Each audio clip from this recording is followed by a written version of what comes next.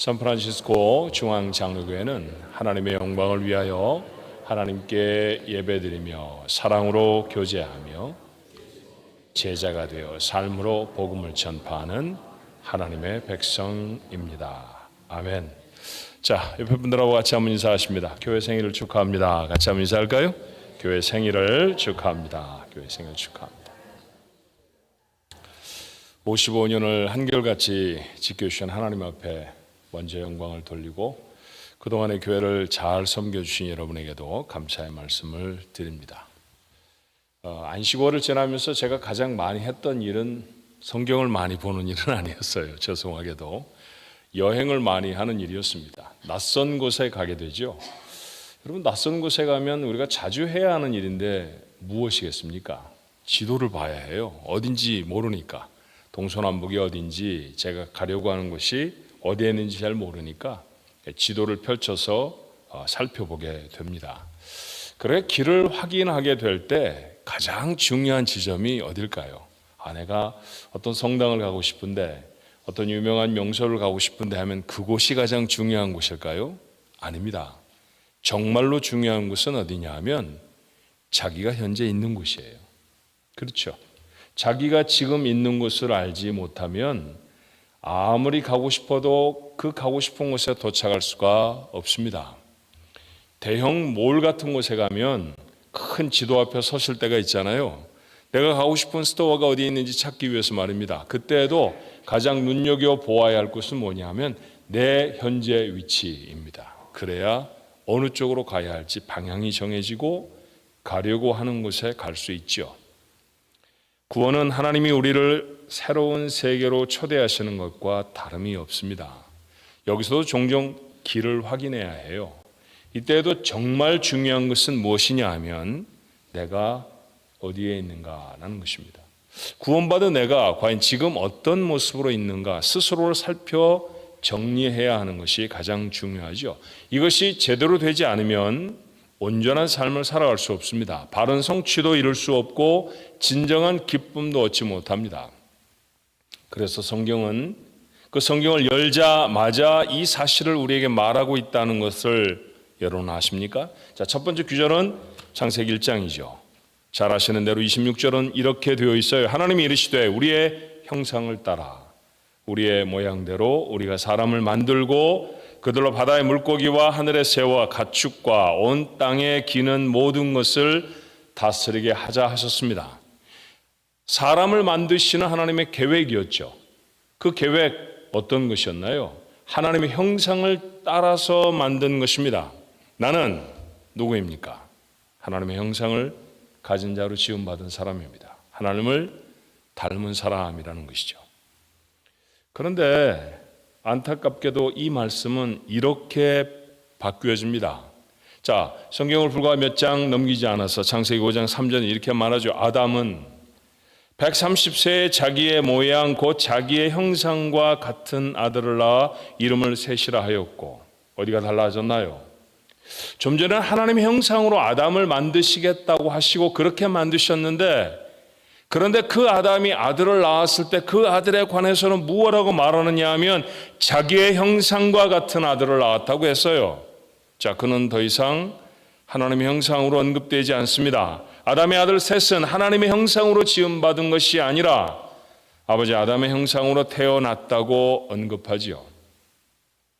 그 아버지 아담이 하나님의 명령을 어기고 선악을 알게 하는 나무의 실과를 먹고 타락했다는 것도 셋보다 먼저 태어난 아담의 첫 번째 아들 가인이 자기의 동생 아벨을 무참하게 살해하였다는 사실도 우리는 압니다. 사람을 죽인다는 것은 아마 오늘까지 우리의 사회 속에서 가장 흉악한 범죄 중에 하나일 겁니다. 그런데 그 범죄가 시작된 동기는 의외로 작은 것이었죠. 시기심 때문이었습니다. 얼마나 많은 시기심들을 품고 세상을 살아가는지 모릅니다. 그것이 가인이 동생을 죽였던 시초라는 것을 생각하면 가슴이 섬뜩해지지 않아요? 자, 이렇게 달라져버린 아담의 모습으로 셋이 태어났고 잠시 살펴본 것처럼 그 모습 그대로 우리가 이 땅을 삽니다. 성경이 말하는 사람은 누구인가요? 하나님의 형상으로 지음을 받았지만 타락해서 그 형상을 잃어버린 자, 그게 바로 사람이라고 말하지요. 이 훼손된 인간을 원래의 모습으로 회복시키는 사건, 그게 구원입니다. 그것이 우리가 받은 구원이에요. 자, 로마서 5장 18절은 이렇게 말해요. 그런즉 한 범죄로 많은 사람이 정죄에 이른 것 같이 한 의로운 행위로 말미암아 많은 사람이 의롭다 하심을 받아 생명에 이르렀느니라. 눈치를 채시겠습니다만 한 범죄, 아담의 범죄입니다. 그로 인해서 모든 인생은 다 아담과 같은 죄인으로 세상에 태어나게 됐죠. 아담이 마치 죄인인 자신의 형상으로 셋을 탄생시켰듯이 셋 이후에 또 다른 아들이 있었고 또 다른 수많은 인류가 있었던 이후에 우리도 그 모습으로 이 세상에 태어났어요. 그렇게 하나님의 형상을 잃어버린 자였습니다. 그런데 역사를 뚫고 들어온 한 의로운 행위가 있었다고 했죠. 죄인의 형벌을 자신의 몸으로 지고 서신 주님의 십자가 사건이었습니다. 이 십자가 아래서 많은 사람이 원래 생명을 얻습니다. 다시 말하면 하나님의 형상이 회복되는 것이죠. 이것이 우리가 얻은 구원의 사건입니다. 그렇다고 하면 구원받은 사람에게는 필연적인 긴장이 있게 되지 않을까요? 자, 바울의 고백으로 이것을 표현해 보면 이렇죠. 로마서 7장 19절의 말씀에 내가 원하는 바 선은 행하지 아니하고 도리어 원하지 아니하는 바 악을 행하는도다. 왜 이런 고백을 사도는 하고 있을까요? 우리가 퍽 존경하는 분 아닙니까? 바울 같은 믿음을 가졌으면 참 좋겠다. 바울처럼 하나님의 사명을 감당했으면 참 좋겠다라고 말하는데 정작 그 바울은 무엇라고 자신의 삶을 고백하느냐 하면 나는 선을 굉장히 원해요. 그런데 내가 살아가는 삶을 가만히 보면 내가 원하는 바 선을 행하는 것이 아니라 악을 자꾸만 행하고 살아가는 연약한 존재입니다 라고 고백하고 있다는 것이죠. 왜 이런 고백을 하게 됐을까요?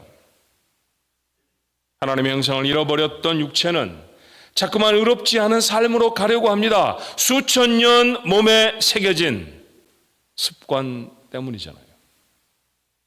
하지만 구원을 받아 회복된 내 안에 하나님의 형상은 자꾸만 의로운 삶을 살려고 합니다. 이 두 삶의 갈등, 싸움이 우리 안에 있죠. 이것이 얼마나 집요한 싸움인지를 바울은 다시금 이렇게 고백해요. 로마서 7장 22절로 24절에 내 속사람으로는 하나님의 법을 즐거워하되 내 지체 속에 다른 한 법이 내 마음의 법과 싸워서 내 지체 속에 있는 죄의 법으로 나를 사로잡는 것을 보는도다. 그리고 뭐라고 말합니까? 오호라 나는 곤고한 사람이로다. 사망의 몸에서 누가 나를 건져내랴. 죄악에 젖어 있는 육체를 안고 살아가는 한 우리의 삶 속에 이 긴장이 없을 수 없다는 것이죠. 죄에 젖어 있는 하나님의 성품을 잃어버린 옛 모습인 내 육체가 원하는 것과 내 안에 회복시켜 있어서 거룩을 바라보는 하나님의 회복된 형상이 원하는 것 사이의 긴장과 갈등, 이 싸움 속에서 살아가는 시간, 이것이 인생이라고 성경은 인생을 정의합니다. 그렇다고 하면 구원받은 사람의 인생은 얼마나 더 갖느냐, 얼마나 더 높아지느냐, 이게 중심이 아니라는 거죠. 하나님 우리가 더 많은 것을 갖게 하기 위하여 구원해 주신 것도 아니고요. 또 높은 자리에 오르기 위해 우리를 구원해 주신 것도 아닙니다. 내가 세상에 살아가면서 내 입에, 내 삶에 맛깔나게 보이는 것들을 더 많이 취하게 하시려고 나를 구원해 내신 것이 아니라는 것이죠. 잃어버렸던 생명을 다시 찾아서 그 생명대로 살아가는 진짜 사람이 되게 하시려고 나를 구원하셨다는 거예요. 좀 정리해서 다시 말하면 내가 하나님의 형상으로 살아내느냐 아니면 타락한 아담의 형상으로 살아내느냐의 싸움, 그것이 인생입니다. 날마다 이 싸움을 감당해내는 것이 구원받은 그리스도인의 인생이라는 것이죠. 이 인생의 근본적인 과제를 깨닫지 못하면 구원을 받아도 기쁨이 없습니다. 거룩한 삶을 이루어내지 못합니다. 구원받고도 누구의 칭찬이 간절한 사람, 구원을 받고도 내가 세상 사람들이 즐기는 것들이 나에게 더 있었으면 좋겠다고 하는 사람, 누군가가 오늘 장로님 기도해 주신 것처럼 잘 되어지는 것이 내 마음의 시기로 담기는 모습, 이건 구원과 아무 상관이 없는 삶이라는 사실을 여러분, 우리가 분명히 우리의 마음에 기억해야 하지 않습니까? 그것을 위해 사는 것이 아니라는 것이죠. 이런 긴장과 이런 싸움이 우리의 인생이라고 하면, 여러분, 성경이 이것을 싸움이라고 표현했다고 하면 지라는 얘기가 아니지 않겠습니까? 이기라는 얘기죠. 몸이 원하는 대로 살아가면, 다시 말하면 이 싸움에 지면 얼마나 심각한 결과를 이루는지를 성경은 이렇게 말합니다. 로마서 8장 7절에 육신의 생각은 하나님과 원수가 되나니. 계속해서 잃어버린 하나님의 형상, 죄악된 아담의 성품, 내 삶 속에 들어와 습관으로 자리 잡은 그것을 따라가면 하나님과 원수가 된다는 거잖아요. 옛 습관에 젖은 육신이 나를 주장하는 삶, 그것은 하나님과 원수가 되는 삶입니다. 하나님과 원수가 된다는 말은 복은 고사하고 구원과도 상관이 없다는 말 아닙니까? 잘 못 알아들을까 봐 다시 말하는 걸까요? 바울은 로마서 8장 13절에 다시 이렇게 말합니다. 너희가 육신대로 살면 반드시 죽을 것이로다. 영으로서 몸의 행실을 죽이면 산다라고 말합니다. 영으로 몸의 행실을 죽여야 한다는 것이죠. 내 속에 불뚝불뚝 일어나는, 구원받기 전에 내 삶에 있었던 형편없는 죄악된 모습, 그 습관들을 죽여내지 않으면 하나님과 상관이 없는 사람일 수 있다는 얘기예요. 몸이 시키는 대로 살면 반드시 죽습니다. 이 끈질긴 옛 성품의 요구를 죽여야 삽니다. 그러고 보니 이제 비로소 바울의 고백이 이해가 되지 않아요?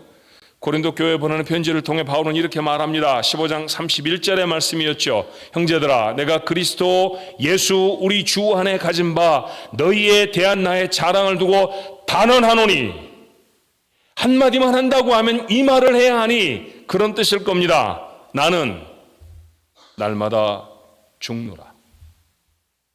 그게 사는 것이라는 것을 바울이 언급하고 있죠. 영적 싸움은 전쟁터의 군인과 같이 생명이 걸린 싸움입니다. 그러나 반드시 이겨야 합니다. 예수를 믿고도 제멋대로 살아가는 사람이 얼마나 많은지 몰라요. 구원을 받았다고 말하면서 하고 싶은 얘기를 제멋대로 말하는 사람, 정말 구원받은 대로 살아가는 사람일까요? 예수를 믿고도 자기 감정에 쌓여 그대로 따라가는 사람, 하나님의 말씀이 아니라 자기 마음에 담기는 대로 살아가는 사람, 하나님의 사람으로 살아가는 게 아니죠. 하나님과 도리어 원수가 되는 모습이라고 성경이 지적하고 있다는 것을 여러분, 두려운 마음으로 읽어야 할 것입니다. 이 싸움이 우리 속에 있어요. 매일 치는, 매일 아무렇지도 않게 저도 그냥 그런 거지 내가 예수님인가? 내가 어떻게 완벽한 삶을 살아내라고 스스로 합리화하며 살아가는 것은 우리의 삶이 아니지요. 반드시 이겨야 합니다. 얼마나 부담스러운 말씀인지 몰라요. 그런데 이 부담스러운 말씀에 약속이 있습니다. 로마서 8장 2절의 말씀이죠. 이는 그리스도 예수 안에 있는 생명의 성령의 법이 죄와 사망의 법에서 너를 해방하였습니다. 조금 다른 표현으로 하면 이런 말입니다. 성령 때문에 이길 것이다. 그렇죠? 우리만으로 보면 이길 수가 없어요. 우리가 얼마나 쉽게 감정에 휩싸여져 버리는지, 우리가 얼마나 쉽게 세상의 여러 가지 가치관들에 함몰되어 버리는지 우리 모르지 않습니다. 그런데 성령을 따라 살면 이긴다는 거죠. 하나님은 이 싸움에서 우리가 이기도록 성령을 우리에게 주셨습니다. 이 성령으로 하나님의 형상을 잃어버린 육신의 습관들을 바울의 표현대로 죽이는 것이죠. 그러면 우리 안에 하나님의 형상으로 새로 버진 성품들이 나타납니다. 먼 길을 돌아왔지만 이 말씀은 올해 주제의 말씀이잖아요. 갈라디아서 5장 22절로 23절입니다. 같이 한번 읽어볼까요? 오직 성령의 열매는 사랑과 희락과 화평과 오래 참음과 자비와 양성과 충성과 온유와 절제니 이 같은 것을 금지할 법이 없느니라. 그리스도인의 성품입니다. 잃어버린 하나님의 성품, 습관을 따라, 육체의 습관을 따라 살아가던 삶이 성령으로 죽어지면, 그것을 잘라내면 그 안에 새로운 성품, 거룩한 성품이 나타나요. 그렇게 사랑하고, 그렇게 기뻐하고, 그렇게 즐거워하며, 오래 참고, 다른 사람에게 따뜻한 마음을 나누고, 선한 일을 행하며, 허락되어진 일에 충성을 다하고, 온유한 마음과 절제로 세상을 살아가는 삶이 되어진다는 것이죠. 이 성품은 그리스도인에게 선택사항이 아닙니다. 반드시 이루어야 합니다. 천국에 가면 이런 사람들만 있어야 합니다. 성령을 힘입어 내가 결단해야 될 성품들이죠. 이 싸움에 승리해야 그리스도인입니다. 그래야 삽니다. 1월은 희락, 기쁨으로 시작했습니다. 올해는 좀 기쁨이 우리 삶에 충만했으면 이라고 하는 소망을 담았죠. 말씀을 쭉 따라오셨으면 이것이 저절로 이루어지는 것이 아니라는 것을 이미 눈치를 채셨을 것입니다. 자, 좋은 일이 생기면 부수적으로 따라오는 감정, 예컨대 복권을 샀는데 당첨이 돼서 기쁘다, 뭐 이런 게 아니라는 거죠. 어떤 상황이나 어떤 사건에도 불구하고 기쁨을 갖는 것, 성경은 그것을 기쁨이라고 표현해요. 바울의 고백처럼 우리를 도전하는 수많은 우울함, 불안과 슬픔들을 죽여야 그 가운데 기쁨이 살아납니다. 복음을 전하는 바울은 얼마나 불안했을까요? 여러분 모두는 다 설교를 듣고 예배를 드리기 위해 온 분들입니다. 그렇죠? 그러니까 절반쯤은 이미 설교를 들으실 준비가 되어 있는 분이잖아요. 바울은 어땠을까? 이 설교 준비하면 그런 생각을 해봤어요. 전혀 그런 준비가 되어 있지 않은 사람, 적대적인 사람, 그들 앞에 예수 그리스도를 선포할 때 저들이 받을까? 이 말씀을 들을까? 듣기를 준비하고 오신 분들에게 설교를 준비하는 일도 쉽지 않은데 전혀 준비가 되어 있지 않고 도리어 적대감을 가지고 있는 사람들에게 복음을 전해야 하는 바울은 얼마나 불안했을까? 불안은 현실로 나타나기도 하잖아요. 그렇죠? 복음을 전하다가 돌에 맞기도 했습니다. 아니 도대체 무슨 말을 했다고 돌을 던집니까? 그렇죠?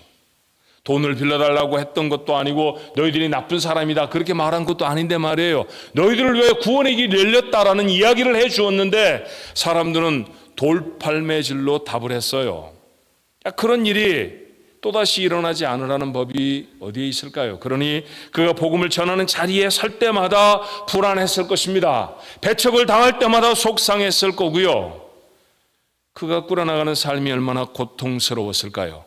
그의 삶을 조금쯤 아는 우리는 충분히 짐작할 수 있습니다. 그런데 바울은 성령에 의지해서 그 감정을 죽이고 또 죽이는 거죠. 고린도 교회 보낸 편지처럼 나는 날마다 죽노라. 뭐가 죽는 거예요?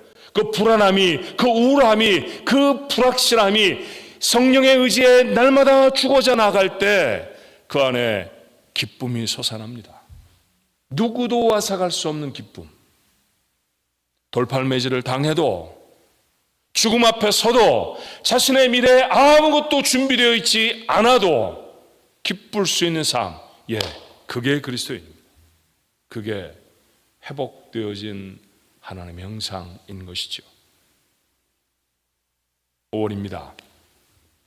5월에는 사랑을 담아보려고 해요. 자, 서로 사랑하십시다 라고 하는 달콤한 권면을 넘어서는 심각한 싸움이 여기에도 있습니다. 어떻게 사랑을 이루어낼까요? 수많은 미움들, 원망과 비방들을 다 죽여야 그래야 사랑이 살아납니다. 살아내는 서늘한 도전과 싸움이 없이 허술한 감정에 의지해서 사랑을 이루려고 하니 늘 허무하게 그 사랑이 무너져 버리죠. 이 사랑에도 역시 나는 날마다 죽노라. 그 결단이 있어야 가능한 것이죠. 왜 하필이면 5월에 사랑이라는 주제를 선택했는가? 5월처럼 사랑이 충만한 달이 없잖아요. 자녀들을 사랑하자는 어린이날도 있고요.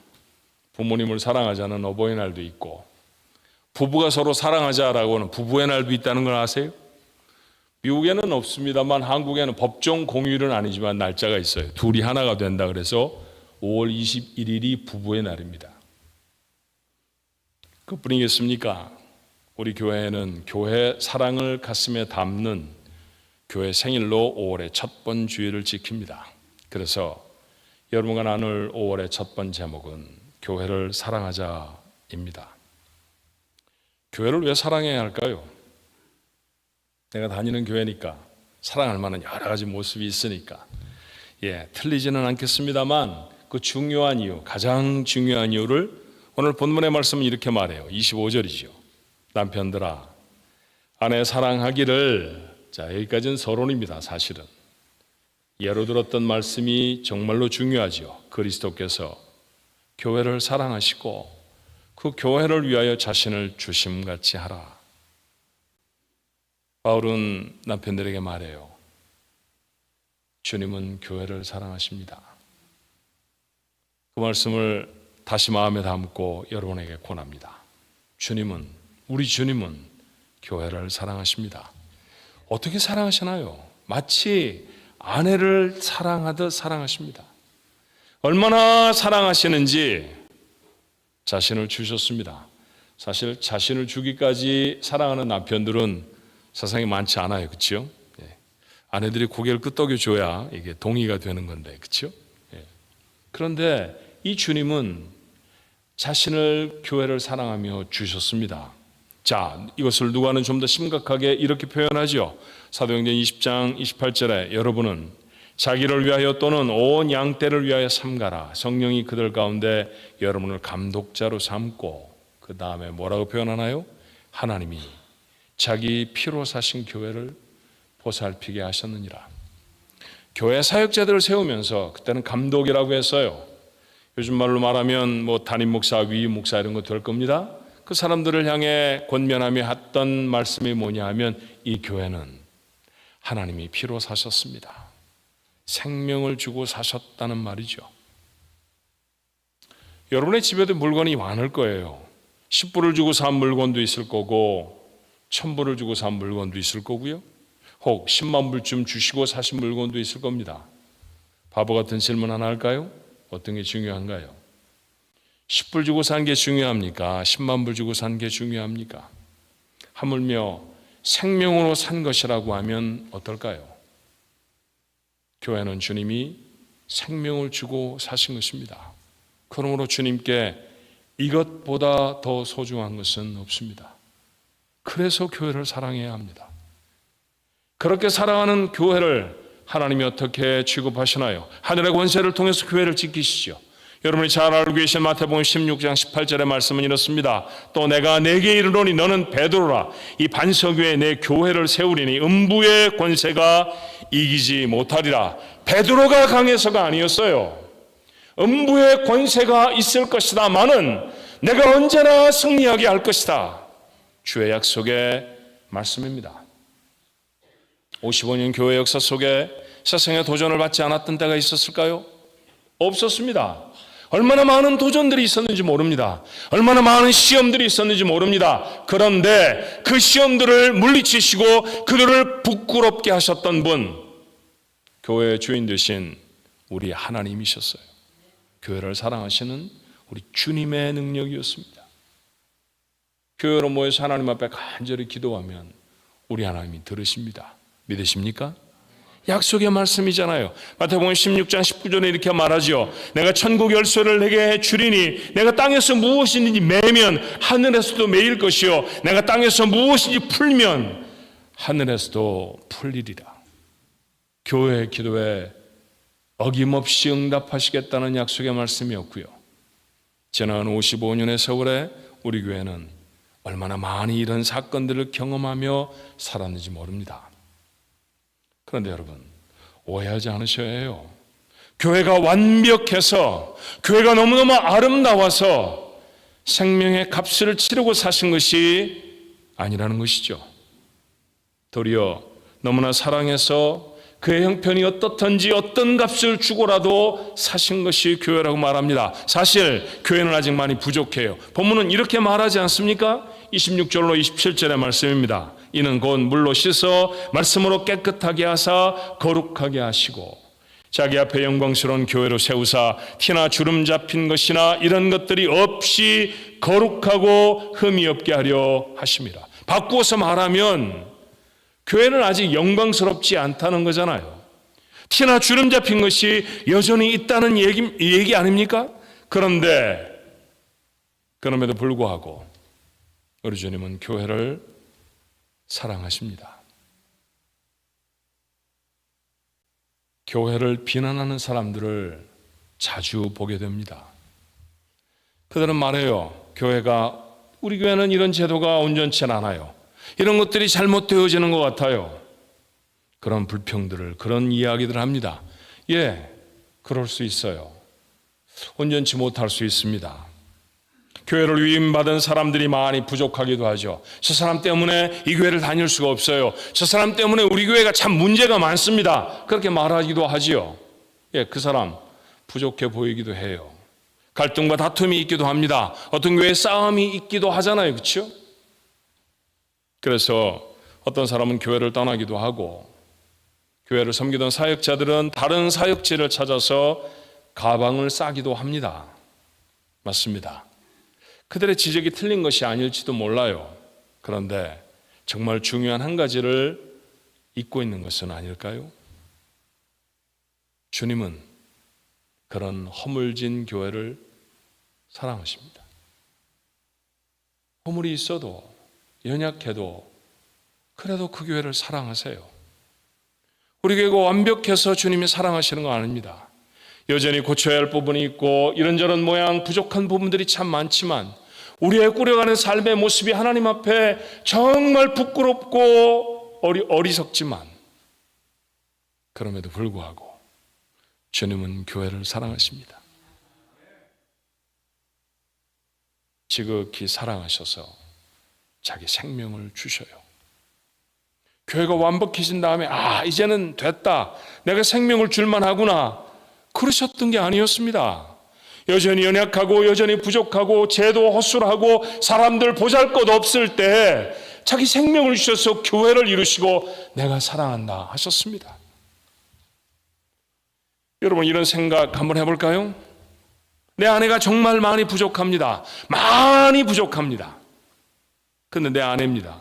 그래서 나는 세상의 누구보다 내 아내를 사랑합니다. 그런데 어떤 사람이 내 아내의 허물을 자꾸만 들춰냅니다. 비난을 합니다. 예, 그들의 지적이 다 맞습니다. 그런데 아내를 사랑하는 남편은 자기 아내를 비난하는 사람을 절대로 좋아하지 않을걸요? 어때요? 맞습니까? 주님께 교회는 마치 아내와 같다고 했습니다. 아직은 부족한 부분이 있죠. 거룩하지도 영광스럽지도 않습니다. 그래도 주님은 그 교회를 사랑하세요. 교회를 비난하고 교회를 해롭게 하는 사람들, 주님을 대적하는 사람들이고요. 구원받은 사람은 이런 짓 안 합니다. 안 해야 합니다. 비난이 나오려고 해도 이를 꼭 깨물고 하나님을 바라보아야 합니다. 그게 하나님의 사람입니다. 그것이 자신을 죽이고 사랑을 담는 그리스도인의 성품으로 살아가는 사람의 모습입니다. 우리 모든 구원받은 사람들 아닙니까? 주께서 생명을 주셔서 보혈로 적셔서 흠없다 하신 사람들입니다. 정말 흠이 없나요? 아니죠. 여전히 우리 속에 흠이 참 많습니다. 여전히 우리가 많이 부족합니다. 우리가 아직 죄인 되었을 때 맞아요. 그때 보혈에 적셔졌다는 사실을 우리는 모르지 않아요. 그렇게 구원받은 사실 우리에게 감격이 되지 않나요? 내가 무엇이라고 하나님의 아들이 나를 위해 죽으셨을까? 이 생각을 하면 가슴이 사무치죠. 우린 그런 구원의 은혜를 받았습니다. 그래서 우리가 정말 잘해야 하는 것 하나 있습니다. 뭘 잘해야 할까요? 기도를 잘해야 할까요? 그러니 성경을 정말 깊이 있게 이해해서 깊이 있게 연구해서 성경의 66권 성경 모르는 것이 없어야 할까요? 교회의 제도에 익숙해야 할까요? 아니에요, 여러분. 그런 건 좀 못할 수도 있습니다. 기도에 좀 어색할 수도 있고요. 성경의 순서가 뒤죽박죽일 수도 있습니다. 하박국서 찾으라고 그러면 신약 성경을 뒤적일 수도 있습니다. 괜찮아요. 그렇지만 이건 놓치면 안 되잖아요. 주님 사랑하는 것. 기도는 좀 못해도 주님은 사랑해야 해요. 성경은 좀 잘 몰라도 예수님, 나 정말 예수님 사랑해. 이건 우리 고백이어야 하지 않습니까? 내가 하나님 앞에 뭐 특별한 것들을 잘 내세워 드릴 수는 없다 할지라도 하나님 정말 저 하나님 사랑해요. 이건 우리가 실패할 수 없지요. 그렇다고 하면 주님을 사랑하는 사람들이 주님이 생명을 주고 사랑하신 것을 사랑해야 하지 않습니까? 교회를 사랑하는 거죠. 주님이 사랑하시는 교회를 사랑하는 것, 주님을 사랑하는 것에 다름이 아닌 줄로 믿습니다. 55년이나 됐지만 열심히 하려고 해보았지만 여전히 우리 교회에도 부족한 부분들이 있습니다. 여러분도 아세요. 그러나 우리는 그 부족한 부분에 실망하지 않습니다. 저는 한 번도 실망해 본 적이 없습니다. 왜요? 이 교회는 제가 아는 교회라고 생각해 본 적이 단 하루도 없기 때문이에요. 주님의 교회입니다. 예수님의 교회이고요. 예수님이 주인이 되신 교회였고, 제가 무엇인가를 하면서 지난 21년을 교회를 섬겼죠. 그런데 그 모든 것들이 열매가 되게 하신 분은 하나님이셨습니다. 단 한 번도 예배가 없이 그랬습니다. 허물진 것이 있다고 하면 하나님이 다 덮어주셨죠. 그렇게 지나온 세월들을 기억하는 우리들이 여전히 부족한 부분이 있다 할지라도 교회를 사랑합니다. 주님은 사랑하는 교회를 향해 계획을 가지고 계시죠. 자, 다시 본문의 말씀이에요.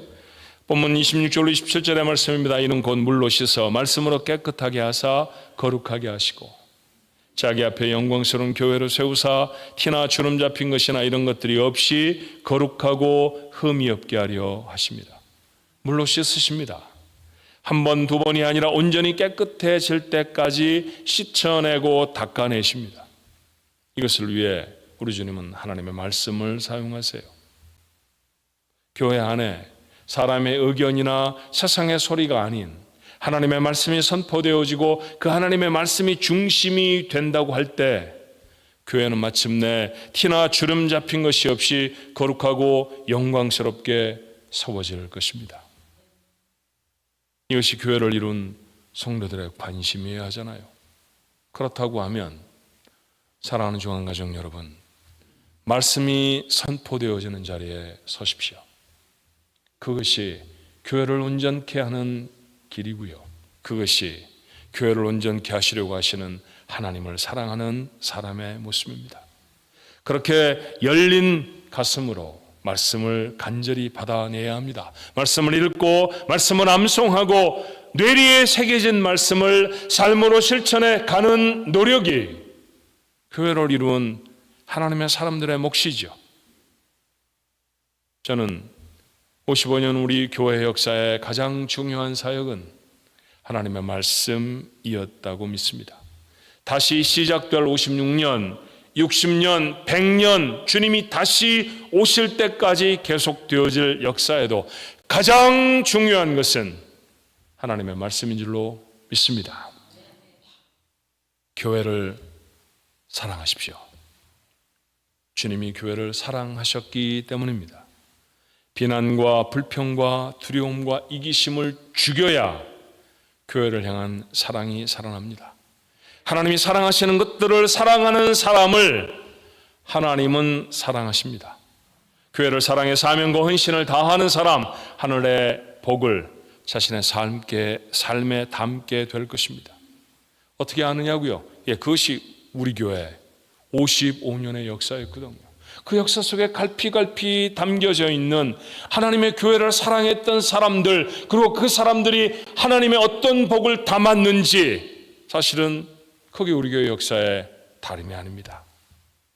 55전을 맞으며 교회를 사랑해야지 마음에 다시 다짐하는 여러분들, 여러분의 삶에 이전에 믿음의 선배들이 담아냈던 하늘의 놀라운 축복이 담겨지게 되기를 주님의 이름으로 축원합니다.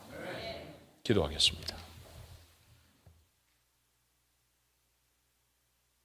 하나님 앞에 부족하고 부끄러운 것이 참 많습니다. 구원을 받고도 몸이 익숙한 대로 살았습니다. 하고 싶은 말은 제멋대로 했던 때가 얼마나 많았는지 모릅니다.